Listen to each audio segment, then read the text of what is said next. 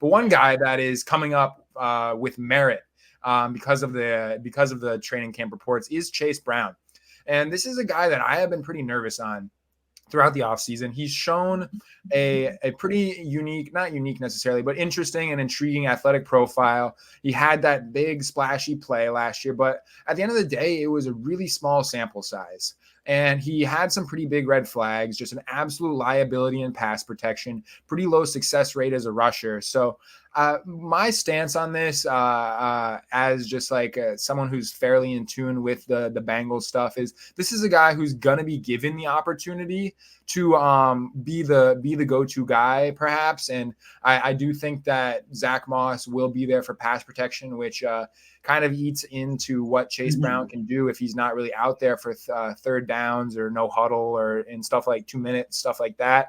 But I think he'll be given the opportunity to win the 1A job. But I'm still really not so sure that he has the talent or skill set to do so. The stuff that I've seen from last year, both regarding the pass protection and just what kind of back he profiles to be, this like kind of big hit, big play, like Kenneth Walker type, like low success rate, and a lot of plays that don't keep them on schedule and keep the chains moving. It makes me nervous, but the buzz is warranted, or the rise following the buzz rather is warranted. And I can see why he's coming up drafts. And I think that there's a possibility that we kind of talked about this pre-show, a possibility that he passes Zack Moss in ADP. But how are you feeling on this situation? Because I still remain a little speculative.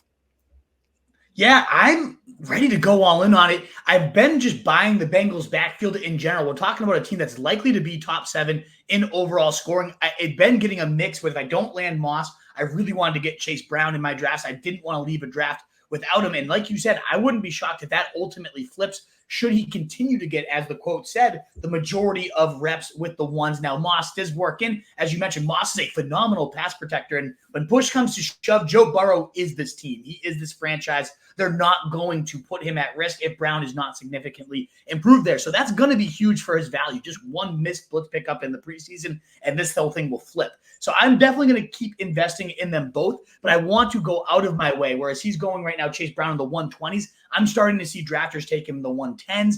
I wouldn't be shocked if he starts climbing into the 90s or so with these type of reports, because either way, Joe Mixon leaves and opens up 78.9% of the opportunities. That was 320 touches, 66 targets, and a ton of red zone work, which again, most likely goes to Zack Moss, the bigger bruiser back, who's also had injury concerns every year of his career, though. And people, I think, discount the fact Chase Brown was actually a bell cow for multiple seasons in college. He does look smaller, but he's a thicker guy as well. He could hold up to that workload.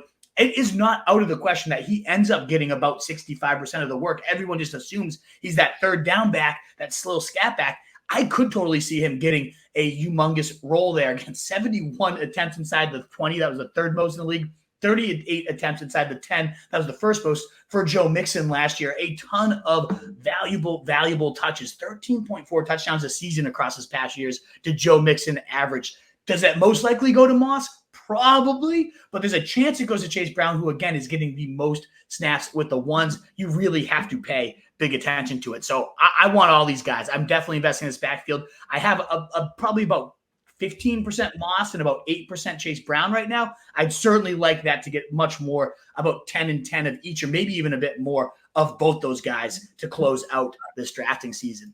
Did you have something else on the Brad? Before we move on, I just want to say I feel like there's like kind of a fundamental misunderstanding of who Chase Brown is as a football player. Like you kind of mentioned, like there's some people who are thinking like that he's this like scat back, like third down type of guy. That never really was him. That wasn't his thing at Illinois. He didn't do that in Cincinnati in year one. And I think it's just like, because of that one big screenplay that he ripped off, like people have like kind of like pigeonholed him into being this like type of like change of pace. And like as a rusher, he can be a change of pace back because we kind of saw him hit that second gear that Moss doesn't have. But I think that there's like just some understanding of who Chase Brown is as a football player. And it's like he's kind of like you said at college in Illinois, he was kind of that grinded out, a bunch of carries, workhorse type. And I don't know. Like, is he going to beat Zack Moss out for that role? We'll see. He'll have the opportunity, like I said, but I'm still not sold. But we can get on to Joe He Mixon. had What do you have? 42% of the. I mean, we could. It's going to become the Chase Brown show, but I just looked. He had 42% of his team's total yards and touchdowns in college. That was the 93rd percentile in terms of what they call the quote unquote dominator ranking.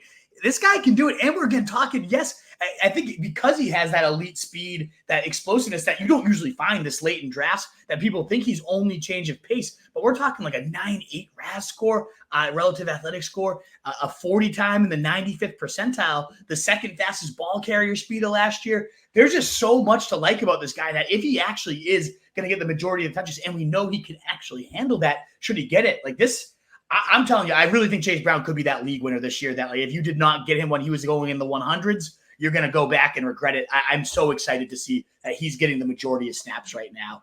It's a huge one.